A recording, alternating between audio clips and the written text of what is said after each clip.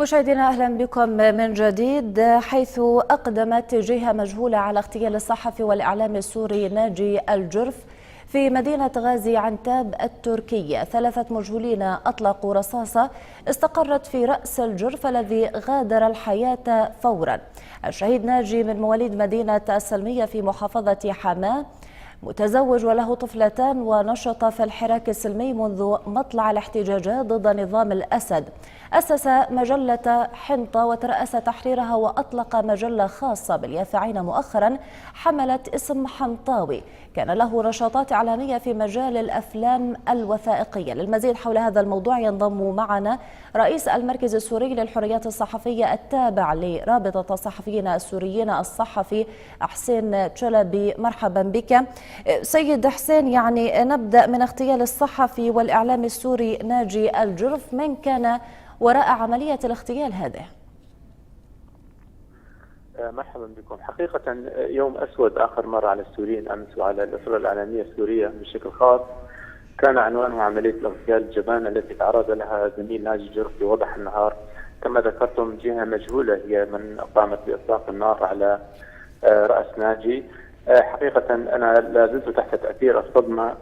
لا تغيب عني صورة الشهيد منذ لقائنا الأول في مؤتمر رابطة الصحفيين السوريين قبل عام. ناجي ظهر حقيقة صاحب مشروع إعلامي ورؤية جامعة، وهو من عكس على الإبانة الشاملة التي تعرض لها التي جوبه بها القتلة. ناجي جرف جمع السوريين من مختلف مشاربهم وانتماءاتهم يوم رحيله، كما كان الجميع قد أجمع على محبته أثناء حياته، والحقيقة هو يبقى حيا، يبقى في ذاكرتنا. الجهة المجهولة لم تعلن عن نفسها بعد، رغم وجود بعض الحسابات التابعة للدولة الإسلامية داعش قد تبنت العملية، لكن السلطات التركية تقوم حتى الآن بالتحقيقات في الموضوع. نعم سيد حسين، ما المصلحة من وراء اغتيال هذا الصحفي أو الإعلامي تحديدا؟ الصحفيون السوريون، الناشطون السوريون، جميع المعارضين لنظام الأسد هم على قائمة الاستهداف. المستفيد من عملية اغتيال ناجي الجرف ومن عمليات اغتيالات سبقت لصحفيين آخرين لإعلاميين سوريين عاملين في مجال الإعلام استفاد منها النظام بشكل مباشر أو بشكل غير مباشر. لا نستطيع أو لا نريد أن نخدع نفسنا نقول أن هذه الكتيبة المسلحة أو تلك هذه الجهة التي تحمل السلاح أو تلك هي من أقدمت على عملية الاغتيال أو استفادت منه. المستفيد الأول والأخير من هذه الجرائم هم النظام السوري، من يدعمه. الغاية هي إسكات الأصوات المعارضة، إسكات الأصوات التي تحس بإتيان هذا النظام منذ عدة سنوات، الذي بنى جذوره أو ضرب جذوره في الأرض بالحديد والنار، ويحاول السوريون عبر ثورتهم يحاولوا منذ بداية الثورة اقتلاعه بأساليب السلمية بالكلمة وبالصورة. نعم. النظام السوري هو المستفيد. النظام السوري يحاول تأخير انتصار الثورة قدر الإمكان عبر مثل هذه العمليات الجبانة. نعم سيد حسين، ناجي الجرف كان له فيلما أخيرا باسم داعش في حلب. هل باعتقادك لهذا الفيلم ربما علاقة بعملية اغتياله؟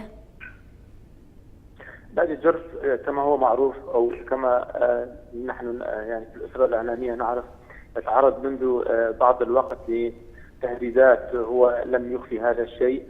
الفيلم الذي عمله عن ولاية حلب أو ما يسمى بولاية حلب، داعش في حلب، يبدو أنه قد لفت الانتباه أكثر من أعمال أخرى كان يقوم بها بصفته مدير لمشروع المواطن الصحفي، حيث قام بتدريب عشرات الكوادر من المواطنين الصحفيين، حيث له أعمال إعلامية أخرى مثل كما ذكرتم في تقريركم مجلة حنطة التي قبلها بيوم بشر أحد أصدقائه بصدور العدد الورقي رقم 27 منه. يظهر أن ما وصل إليه ناجي وما توصلنا إليه جميعا من ربط مباشر بين تنظيم الدولة الإسلامية داعش والجهات، ليس أولها النظام وطبعا من يقف خلفه. يبدو أن هذا قد لفت الانتباه إلى ناجي، وقد بعد دفع هؤلاء إلى سرعة التخلص منه، رغبة نعم. يعني منهم أو توهما بأنهم سوف ينجحون في إسكات صوته. إذن سيد حسين، يعني هل باتت اليوم الكاميرا والقلم والصوت المنادي بالحرية في مرمى تنظيم داعش في سوريا؟ سيدتي الكريمة، منذ اليوم الأول للثورة السورية ومنذ ظهور داعش في فترة لاحقة، الإعلاميين السوريين مستهدفين.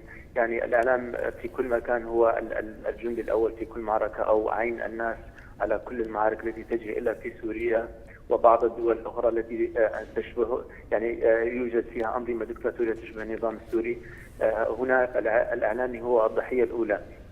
نعم. فرد الصحفيين السوري منذ نشأتها، والمركز السوري للحريات الصحفية قد وثق يعني مئات الانتهاكات.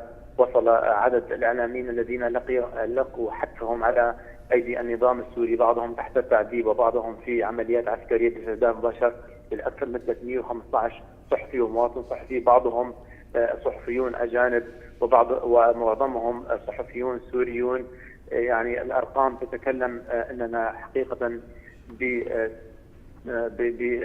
بصورة استهداف ومنهج للإعلام، أن منذ يعني لا يمر شهر إلا ونقوم نقوم فيه في مركز للحريات الصحفية بتوثيق مقتل الإعلاميين. كنا نمني أن النفس في هذا الشهر على الأقل، وقلنا قبل فترة أو قبل أيام قليلة بأن عدد الإعلاميين الذين تعرضوا للانتهاكات في هذا الشهر يعني كان عددهم قليل بالمقارنة، والحمد لله بالمقارنة مع الأشهر السابقة. ولكن فاجعة ناجي الجرف حقيقة قد قلبت الموازين مرة أخرى، وعددنا إلى المربع الأول حيث الإعلاميون مستهدفون بالكمية والنوعية ذاتها. نعم. رئيس المركز السوري للحريات الصحفية تابع لرابطة الصحفيين السوريين حسين شلبي، شكرا جزيلا لك.